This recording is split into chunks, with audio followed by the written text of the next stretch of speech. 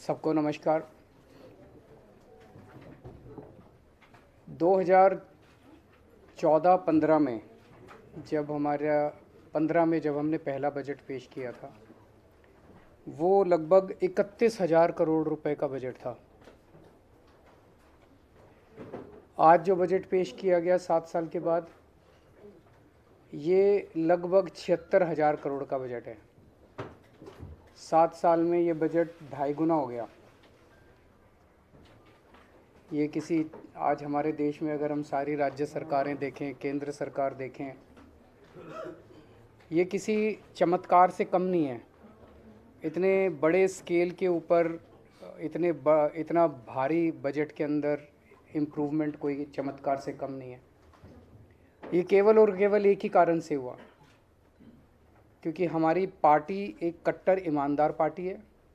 हमारी सरकार कट्टर ईमानदार सरकार है, और उस ईमानदारी का नतीजा है कि बजट ने इस किस्म से छलांग ली है। हमने 7 साल के अंदर अननेसेसरी एक्सपेंडिचर को ख़त्म किया, भ्रष्टाचार को ख़त्म किया, रेवेन्यू के अंदर जो लीकेजेस थी, एक्सपेंडिचर में जो लीकेजेस थी, वो सब ख़त्म की। और उसका नतीजा है कि आज दिल्ली के लोगों को इतने बड़े बजट का फ़ायदा मिलने वाला है। हमारा मानना है कि आज एक आम आदमी के सामने इस देश में 2 सबसे बड़ी समस्याएं हैं, रोज़गार और महंगाई।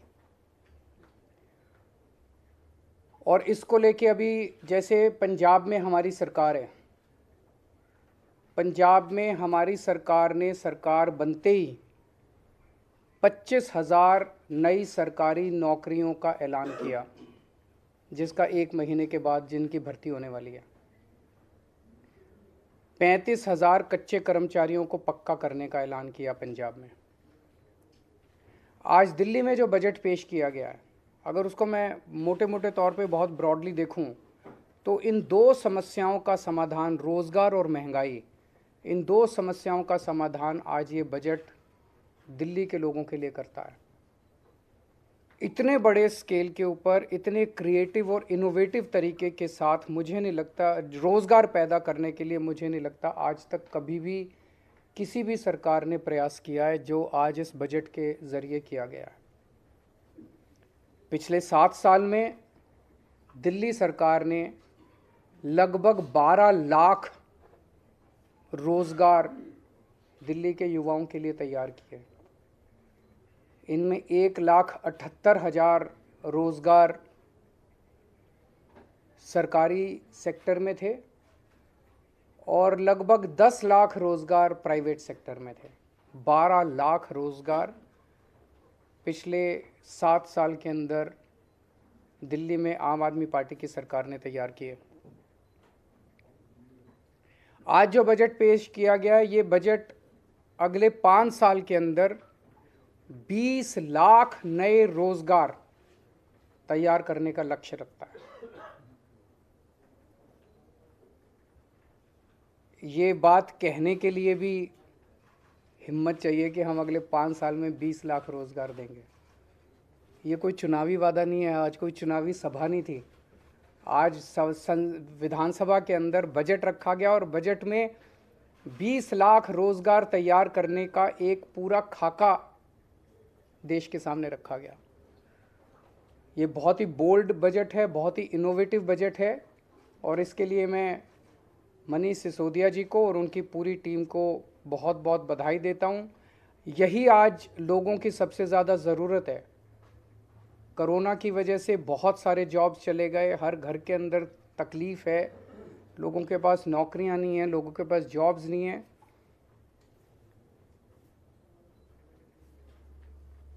तो 20 लाख जॉब्स का ये जो बजट है, इसमें बताया गया कि दिल्ली में 1,68,00,000 लोग ऐसे हैं जो कि जॉब्स लेने के लिए सक्षम है। आबादी 1,68,00,000 नहीं है, आबादी तो 2 करोड़ के ऊपर है, उसमें बच्चे हैं। ये 1,68,00,000 लोग टोटल हैं who are fit to take up jobs. उन 1,68,00,000 लोगों में से केवल 1/3 लोग ऐसे हैं जिनके पास आज जॉब्स हैं दिल्ली के अंदर, बाकियों के पास जॉब्स नहीं हैं। तो ये 33% की जो संख्या है इसे हमें बढ़ा के 45% तक 5 साल में ले जाना है। इसे 12% हमें इंक्रीज़ करना है।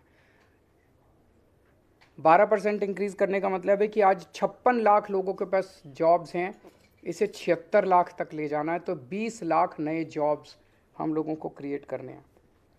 और ये कोई एम्प्टी प्रॉमिस नहीं है, खोखला वादा नहीं है।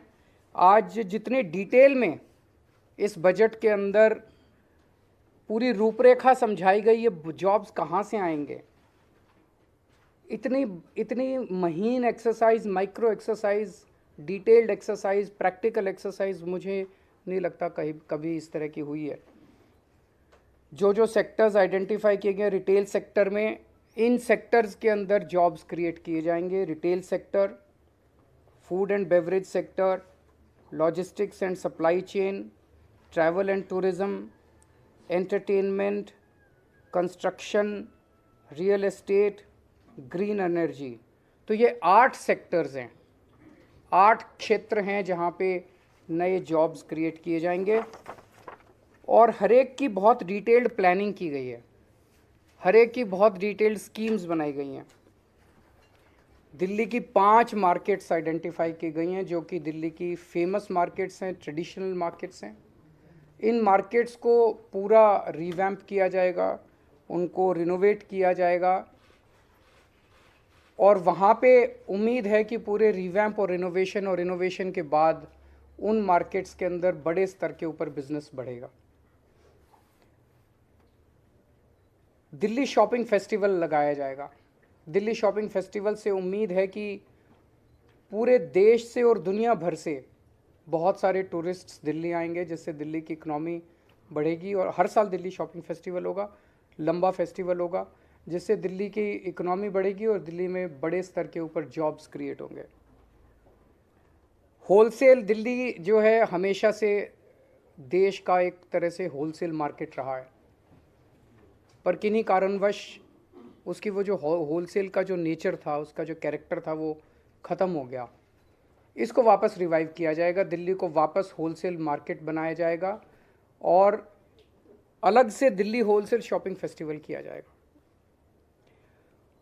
दिल्ली बाज़ार पोर्टल बना रहे हैं हम लोग। मैंने पिछली साल ऐलान किया था दिल्ली बाज़ार पोर्टल, जिसमें दिल्ली के सारी दुकानें, दिल्ली के सारे मार्केट्स एक पोर्टल पे लाए जाएंगे। तो दिल्ली के अंदर कुछ भी माल बिकता है, छोटी दुकान पे, बड़ी दुकान पे, कहीं भी कोई भी माल बिकता है, वो आपके पड़ोस में रहने वाला, किसी कॉलोनी में रहने वाला आदमी भी खरीद सकता है और 24 घंटे खरीद सकता है। ऐसा नहीं कि सूरज छिपने के बाद फिर दुकान बंद हो जाएगी, कभी भी खरीद सकता है, रात को 12 बजे 1 बजे भी खरीद।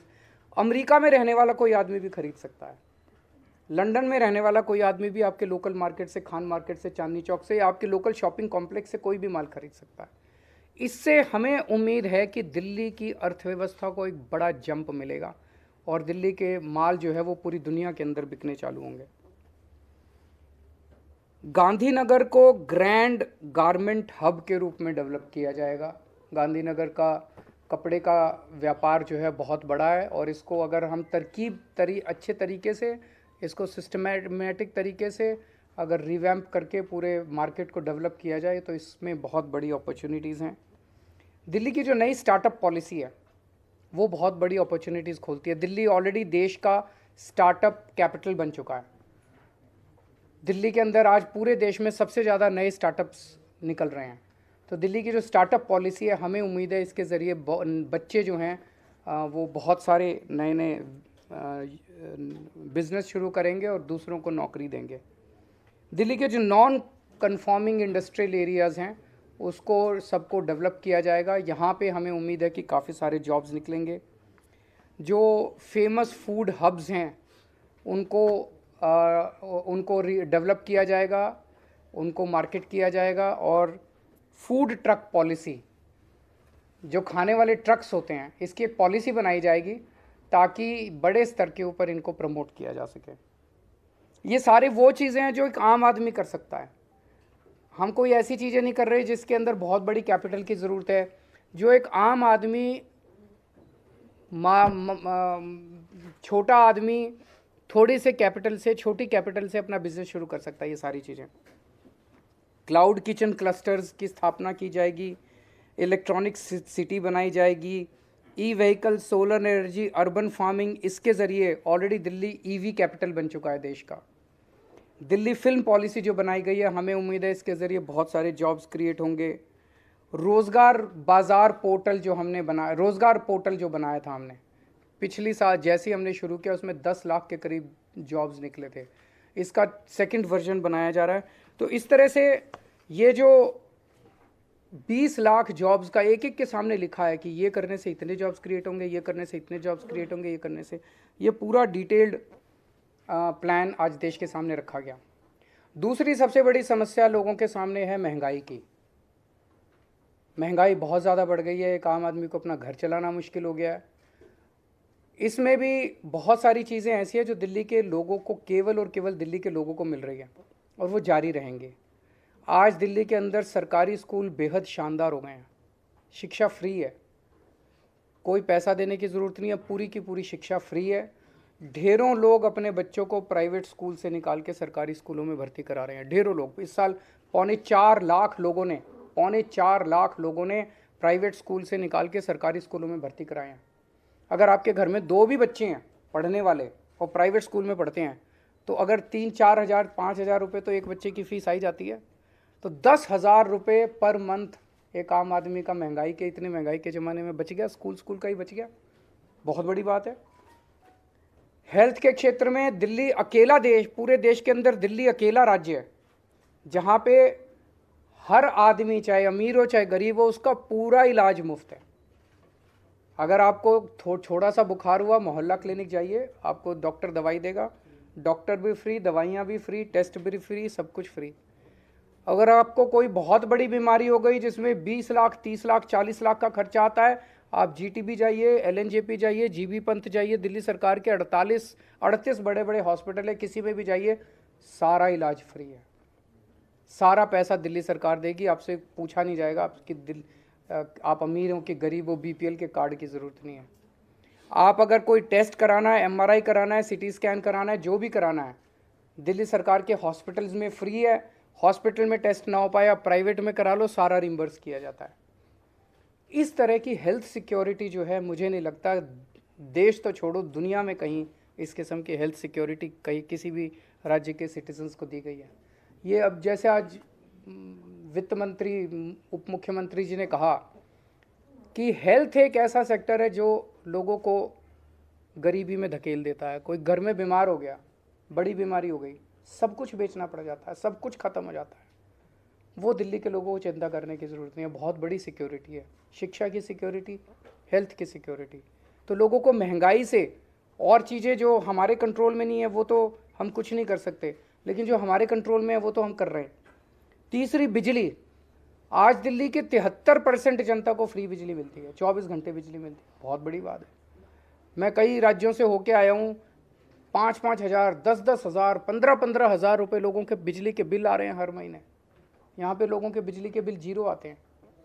महंगाई के ज़माने में ये बहुत बड़ा सपोर्ट है। पानी फ्री मिल रहा है लोगों को। दूसरे राज्यों में आप चले जाइए, दूसरे राज्य क्या, दिल्ली के अंदर भी हमारी सरकार बनने के पहले मैं जब घूमा करता था, लोगों के 5-5 हज़ार, 10-10 हज़ार रुपये के महीने के बिल आया करते थे। अब लोगों के 0 बिल आ रहे हैं। पानी की व्यवस्था हो रही है, अब 24 घंटे पानी करेंगे, उसके ऊपर भी काम कर रहे हैं। केवल पानी फ्री नहीं, पानी नहीं आए तो फ्री पानी का क्या फ़ायदा है, तो पानी भी 24 घंटे आया करेगा, इसकी भी हम लोग व्यवस्था कर रहे हैं। और महिलाओं को फ्री ट्रांसपोर्ट। ये 5 चीज़ें बहुत बड़ी हैं, शिक्षा फ्री, स्वास्थ्य फ्री, बिजली फ्री, पानी फ्री, ट्रांसपोर्ट फ्री। इन 5 चीज़ों से दिल्ली के एक आम आदमी की ज़िंदगी को थोड़ा सा सहारा दिल्ली सरकार देने का काम करती है। तो एक जो अच्छी खबर, दिल्ली की जितनी कच्ची कॉलोनियाँ हैं, कच्ची कॉलोनियों में मैं जब भी जाता हूँ, नरक की ज़िंदगी है लोगों की। एक बारिश आ जाए तो पूरा कीचड़ ही कीचड़, सारी नालियाँ बाहर वो बहने लग जाती हैं। 31 मार्च 2023 तक दिल्ली की सारी कच्ची कॉलोनियों के अंदर सड़क, नाली, पानी की पाइपलाइन और सीवर की पाइपलाइन का काम ख़त्म कर दिया जाएगा। कुछ कॉलोनियाँ बच जाएंगी जो फॉरेस्ट की वजह से ASI की वजह से, इन वजह से उनको परमिशन नहीं मिल पा रही। 100-125 कॉलोनियाँ बच जाएंगी। उसके अलावा दिल्ली की सारी कच्ची कॉलोनियों में ये 4 चीज़ों का काम पूरा हो जाएगा। मैं समझता हूँ इससे दिल्ली की कच्ची कॉलोनियों में लोगों को बड़ी मदद मिलेगी, सहायता मिलेगी और लोग इज्जत की ज़िंदगी जी सकेंगे। चुनाव के दौरान जब मैं प्रचार करता था तो कई जगह जाता था, लोग कहते थे जी रिश्ते नहीं आ रहे अच्छे। वो देखने आते हैं तो वो देखते हैं पहले तो जिस गली के अंदर सारी गलियां टूटी पड़ी हैं, सड़कें टूटी पड़ी हैं, नरक की ज़िंदगी है। मैं उम्मीद करता हूँ इसके बाद लोगों के सम्मान मिलेगा और रिश्ते भी अच्छे आने चालू होंगे। यमुना को भी साफ़ करेंगे, उसके ऊपर पूरा काम चल रहा है। उसके ऊपर मैं पहले ही प्रॉमिस कर चुका हूँ कि अगले चुनाव के पहले आप सब लोगों को ले जाके यमुना में डुबकी लगाएंगे। उसके लिए आज पूरा इसमें बजट के अंदर प्रोविज़न किया गया है। और एक जो आज सबसे बड़ा ऐलान किया गया जो आपने नोट नहीं किया, वो है ट्रैफिक लाइट के ऊपर जब आप रुकते हो, आपकी खिड़की के पास आके कोई बच्चा छोटा सा नॉक करता है और वो आपसे पैसे मांगता है या वो कुछ बेचने की कोशिश करता है, उसकी तरफ कोई ध्यान नहीं देता कोई सरकार। क्यों? वो वोटर नहीं है, वो वोट नहीं देता, वो वोट बैंक नहीं है, कोई सरकार उनकी तरफ ध्यान नहीं देती। आज हमने 10 करोड़ रुपए इन बच्चों के लिए हम residential state of the art facilities का एक स्कूल बनाएंगे। वो रेजिडेंशियल स्कूल बिल्कुल अलग किस्म का होगा क्योंकि इन बच्चों को सबसे पहले हमें इमोशनल और साइकोलॉजिकल सपोर्ट देना पड़ेगा। इन बच्चों को जब आप उस ट्रैफिक लाइट से उठा के वहाँ ले जाओगे, बहुत प्रयास किए गए, सारे प्रयास अभी तक फेल हो गए। जितने भी प्रयास अभी तक किए गए वो सारे प्रयास ऐसे थे जिसके अंदर मानवता नहीं थी, मानवीयता नहीं थी। उनको पकड़ा गया, मुझे कनॉट प्लेस हनुमान मंदिर के आसपास से उनको पकड़ते हैं, ले जाके जेल में डाल देते हैं, चाइल्ड केयर सेंटर में डाल देते हैं, वहाँ कोई पूछने वाला नहीं है, वो बच्चे वहाँ से फिर भाग जाते हैं। ये स्कूल ऐसा होगा जहाँ पे उनको सारी अच्छी 5 स्टार सुविधाएं दी जाएंगी और उन बच्चों को मेन स्ट्रीम में लाके उनको एक इज्जत की ज़िंदगी दी जाएगी, उनको एक अच्छा नागरिक बनाया जाएगा। तो ये मोटे मोटे थे। मैं मनीष जी को फिर से और पूरी उनकी टीम को बधाई देता हूँ इतना शानदार बजट प्रस्तुत करने के लिए। अगर आपके कोई प्रश्न हैं तो। दिल्ली में एजेंसी की बहुत अहम भूमिका है और जो कल संसद में हुआ उस पर आपकी क्या प्रतिक्रिया है, क्योंकि कारोबार एजेंसियों से जुड़कर ही हो पाएगा दिल्ली में, तो उस स्थिति को आप किस तरह से समझ पा रहे हैं? एमसीडी की क्या भूमिका रहेगी आने वाले दिनों में? आपका जो बजट है क्या उससे भी जोड़कर देखा जाएगा? नहीं, ज़रूर देखना चाहिए। देखो, सारी एजेंसीज़ के अंदर अगर तालमेल होगा तो तरक्की होगी। सारा शहर भी तरक्की करेगा, राज्य भी तरक्की करेगा, देश भी तरक्की करेगा। अगर तालमेल नहीं होगा तो तकलीफ़ें आएंगी, पर 7 साल में बहुत तकलीफ़ें आई, तो जब पुरानी तकलीफ़ें झेल ली तो आगे वाली भी तकलीफ़ें झेल लेंगे।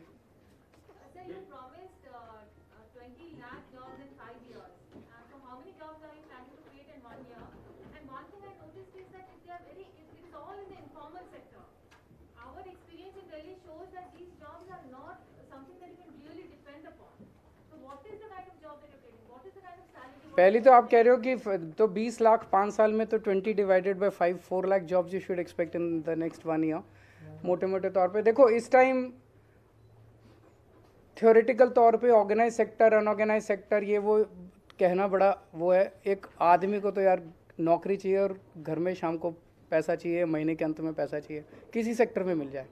तो अभी तो ये है कि इकोनॉमी की हालत बहुत ज़्यादा ख़राब है और स्पेशली लोअर तबके की हालत तो बहुत ही ज़्यादा ख़राब है। अभी तो वो लोग आदमी ये सोचता है यार कहीं भी कुछ भी नौकरी मिल जाए और घर का खर्चा चल जाए। तो अभी तो ये है कि सब लोगों को नौकरी मिले, फिर इसको और इम्प्रूव करेंगे, क्वालिटी ऑफ जॉब्स भी इम्प्रूव करेंगे। अभी तो quantity is the biggest factor, the quality will also, we will keep on working on the quality also.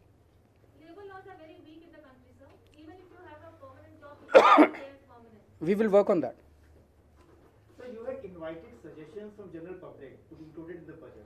How many of those suggestions you find really good and were included, have been included in the budget? इसमें हमने जब budget में suggestions मांगे थे तो अलग अलग तरीके के सजेशंस आए थे। डिमांड्स कम सजेशंस कम एडवाइजेस बहुत कुछ आया था और इसमें लगभग एक सेंस ऑफ द सजेशंस आपको बोलूं तो कहीं ना कहीं उसी में ये डिमांड थी कि हमें आप बजट बनाओ तो रोज़गार की बात करो, आप हमें इकोनॉमी को आगे बढ़ाने की बात करो। कोविड ने हमारी कमर तोड़ दी है, तो अगर आज इस बजट का ओवरऑल सेंस आप कहें तो वहीं से निकला है, क्योंकि हम एजुकेशन पे, ग्रीन बजट और इन सब पे बात कर चुके, हेल्थ पे बात कर चुके थे। लोगों ने यही हमें कहा कि आप, और जो हमने पूरा रिटेल मार्केट को लेके जो पॉलिसीज़ बनाई हैं ये लोगों के बीच से ही निकल के आए। और उसके बाद हमने उन जो भी सजेशंस आए थे उनके बाद हमने उन सजेशंस के फर्दर सेक्टर्स पे पूरी स्टडी कराई। हम मार्केट के एसोसिएशन से हमारी टीम्स जाके मिली सजेशंस के बेस पे, अलग अलग गांधीनगर से लेके कमला नगर और जितने भी मार्केट्स दिल्ली में फेमस हैं, क्लाउड किचन के लोगों से हम लोग जाके मिले, उनके साथ में उनका पूरा स्ट्रक्चर समझा, उनकी प्रॉब्लम समझी, सरकार का इंटरवेंशन कहाँ चाहिए और वो कितनी से कितने जॉब्स क्रिएट कर सकते हैं। तो जो भी आज बोला वो सजेशंस ही उसका आधार बने। आप खुद देख सकते हो कि जितने डिटेल के अंदर आज बजट में एक एक चीज़ एक्सप्लेन की गई है वो विदाउट पीपल्स पार्टिसिपेशन हो ही नहीं सकती थी। एक एसी बंद कमरे में बंद बैठ के इस तरह की डिटेल्ड एक्सरसाइज हो ही नहीं सकती है। Sir, you had spoken about the new startup policy where you're going to provide, ensure that the entrepreneurs are going to focus on their ideas and you will take care of the rest of the issues. So are you planning to give a single window system in Delhi as well? Is there anything on those lines? yes. अभी एक youth को, जैसे मैंने अपनी speech में भी बोला, patent से लेके और तमाम चीज़ों के लिए बहुत भागना पड़ता है।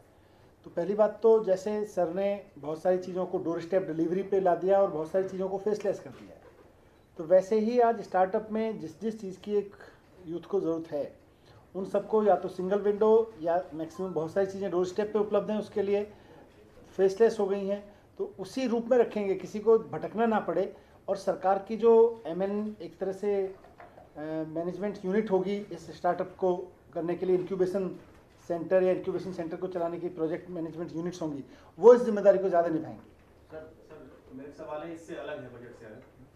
परसों मुख्यमंत्री जी ने भाषण दिया विधानसभा में, काफ़ी पसंद भी किया गया, सोशल मीडिया पे खूब वायरल भी हो रहा है, लेकिन बीजेपी इसको लेके काफ़ी हमलावर है। वो कह रही है कि आपने कश्मीरी पंडितों का मजाक उड़ाया, उनके दर्द के प्रति संवेदनहीनता दिखाई है आपने। देखो पिछले 20-25 साल में जब से कश्मीरी पंडितों का पलायन हुआ तब से केंद्र में 13 साल बीजेपी की सरकार रही, उसमें पिछले 8 साल से केंद्र में बीजेपी की सरकार है। इस दौरान एक भी परिवार, कश्मीरी पंडितों का एक भी सिंगल परिवार, क्या वो जाके वापस वहाँ पे रिहैबिलिटेशन हुआ है उसका? क्या उसका पुनर्वास हुआ है वापस कश्मीर में? एक भी परिवार वापस नहीं गया। तो बीजेपी ने क्या किया है? केवल और केवल शुद्ध राजनीति की है इस पूरे मुद्दे के ऊपर, और अब राजनीति करने के बाद वो उनके दर्द के ऊपर और उनकी त्रासदी के ऊपर एक पिक्चर बना के करोड़ों रुपए कमाना चाहते हैं। बता रहे हैं 200 करोड़ से ज़्यादा पैसा कमा चुके हैं। किसी कौम के दर्द पे और त्रासदी पे पिक्चर बना के पैसा कमाया जाए, ये तो क्रिमिनल है, ये तो सही नहीं है, देश ये बर्दाश्त नहीं करेगा। तो हमारी तो 2 ही डिमांड है, इस पिक्चर को यूट्यूब पे डालो ताकि सारे देश, सब लोग कश्मीरी पंडितों के दुख को देख सकें, और दूसरा ये जो 200 करोड़ से ज़्यादा जितना भी पैसा आपने कमाया है, ये सारा पैसा कश्मीरी पंडितों के पुनर्वास के लिए खर्च किया जाना चाहिए। और तीसरा कि अब ठोस स्टेप्स उठाए जाएं ताकि कश्मीरी पंडित एक्चुअली अपने अपने घर को लौट सकें। 2 सवाल दोनों सवाल मैं पूछ लेता हूँ। एक तो ये कि दिल्ली से रिलेटेड जो बिल आया दिल्ली नगर निगम से रिलेटेड, उस बिल को आप किस तरीके से देखते हैं? और दूसरा सवाल ये कि 51,000 जो तीर्थ यात्रा आप निकाल रहे थे, उसके 51,000 तो लोग जा चुके हैं यात्रा पे, अब आगे उसको स्पीड अप करने का या कुछ और बढ़ाने का प्लान है? वो तीर्थ यात्रा दोबारा कल से शुरू हो गई है वो, और वो चलेगी।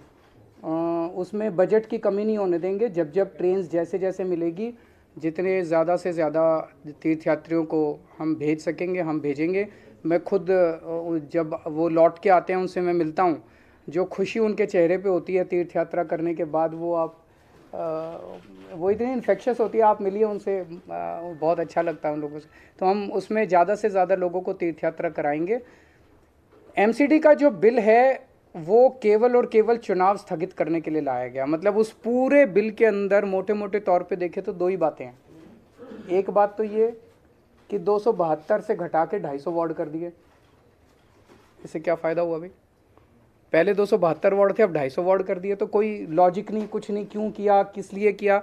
एक ही कारण है कि 272 से 250 कर दिए तो अब डिलिमिटेशन होगा। अगर सेम रख देते तो डिलिमिटेशन नहीं होता, तो अब डिलिमिटेशन होगा। डिलिमिटेशन होगा तो साल 2 साल के लिए चुनाव गए, तो चुनाव टालने के लिए किया।